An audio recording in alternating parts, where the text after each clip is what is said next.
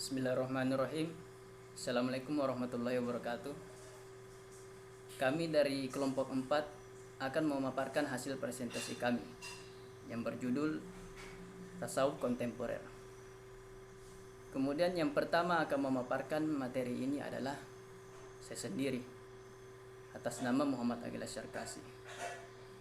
Jadi langsung saja ke materinya, yaitu tasawuf kontemporer atau biasa disebut dengan sufisme kontemporer.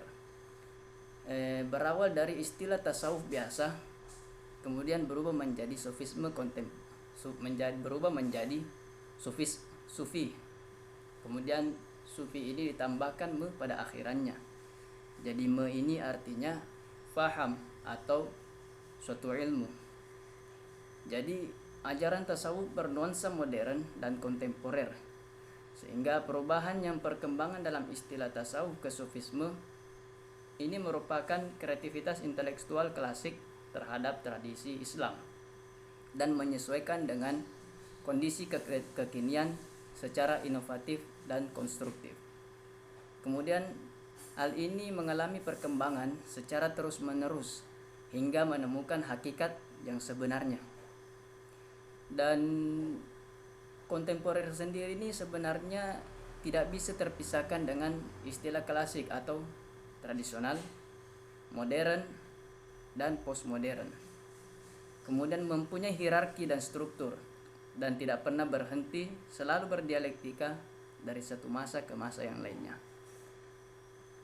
Jadi istilah kontemporer ini juga memiliki hubungan dengan perkembangan ilmu dan teknologi yang memiliki kesempurnaan dalam memenuhi kebutuhan manusia. Kemudian seperti dalam filsafat modern, menurut para ahli istilah ini sudah sempurna, namun ternyata masih ada kekurangannya, hingga akhirnya muncul pemikiran-pemikiran baru dan dalam arus pemikiran yang disebut dengan pemikiran filsafat. Maka untuk materi selanjutnya akan dibacakan oleh Saudara Muammar. Terima kasih. Pada kesempatan kali ini saya akan melanjutkan pembahasan yang ada dalam makalah kami, yaitu dengan judul tasawuf kontemporer. Di sini saya akan menjelaskan terkait fenomena yang terjadi pada tasawuf modern.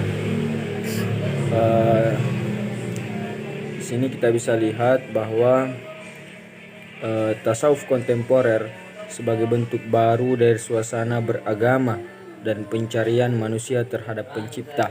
Jadi sebenarnya tasawuf kontemporer ini tidak jauh berbeda dengan ajaran-ajaran atau kaidah-kaidah yang digunakan oleh tasawuf klasik.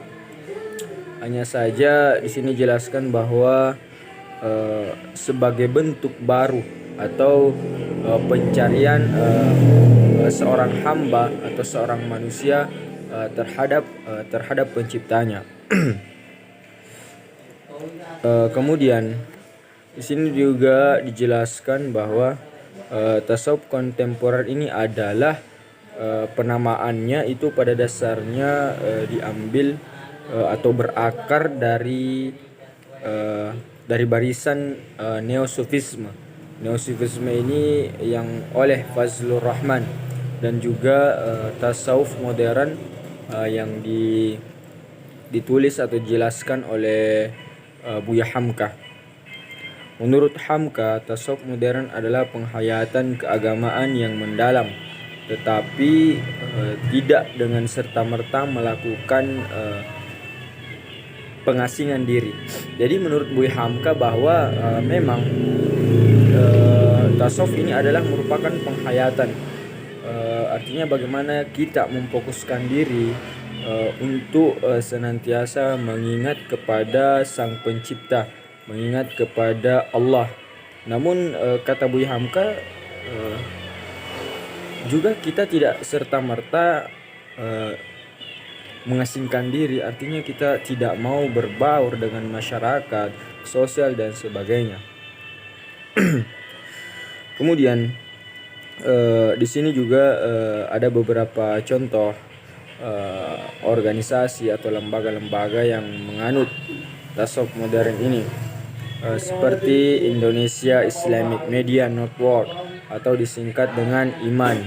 Kemudian ada kelompok kajian Islam Paradina, kemudian ada Yayasan Takia, kemudian ada Tasawuf Islam Center Indonesia. Nah, itu ada beberapa lembaga atau organisasi yang mengaplikasikan apa yang disebut dengan tasawuf modern. Selain itu juga dalam pengembangan tasawuf modern ini juga digunakan banyak media-media modern seperti PCD, program audio, siaran televisi, bahkan sudah sampai kepada situs-situs internet. Jadi mereka menyebarkan itu ajaran tasawuf modern itu sudah menggunakan alat-alat teknologi masa kini. Kemudian masuk pada ranah industri dan bersentuhan dengan komersialisme. Tasawuf terkesan menjadi alat untuk mengedepankan perilaku keagamaan. Kemudian taubat, sebuah jendela masuk tasawuf, menjadi arena penyesalan yang dipertontonkan. Juga ada beberapa praktik yang dilakukan di paham tasawuf modern ini, salah satunya yaitu zikir bersama dan sebagainya. Dan mungkin ini yang bisa saya sampaikan. Jadi pada hakikatnya sebenarnya tasawuf modern ini bagaimana membuat metode-metode baru dalam atau menghasilkan sebuah metode baru, bagaimana seorang penganut tasawuf itu betul-betul sampai dan dekat kepada penciptanya.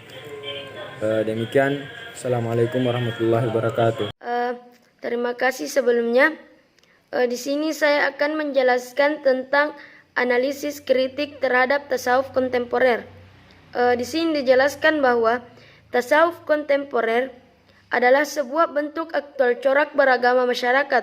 Jika tidak hati-hati atau salah dalam pengajaran dan aplikasinya, akan membawa bentuk palsu tasawuf atau lebih ekstrim lagi.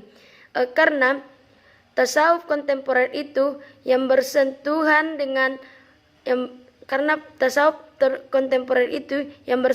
dengan corak sofistik hanyalah mengambil semangat yang tidak utuh dari tasawuf konvensional yang dikenal selama ini. Apabila kita memahami corak sofistik, seakan-akan hanya mengarah kepada dunia tasawuf, bukan masuk ke dalam ranah tasawuf secara total. Seperti yang pernah diungkapkan oleh Ashumardi Asra, dia telah membagi 3 bentuk tasawuf yang menyita masyarakat, yaitu student sufism, confessional sufism, dan urban sufism. Pengembangan tasawuf kontemporer juga mengarah kepada tubuhnya tasawuf akhlaki, di mana dia telah mengedepankan sikap kesehajaan dan ibadah yang banyak untuk mencapai kedamaian hidup dan kedekatan diri dengan pencipta. Adapun tasawuf kontemporer juga merupakan bentuk alternatif beragama sebagai pilihan setelah goncangan ketiadaan dan kekosongan jiwa, di mana jiwa yang kurus kering tidak pernah mendapat sentuhan religi, sementara jiwa memiliki kebutuhan tersebut tetapi tidak pernah diberikan. Syukran.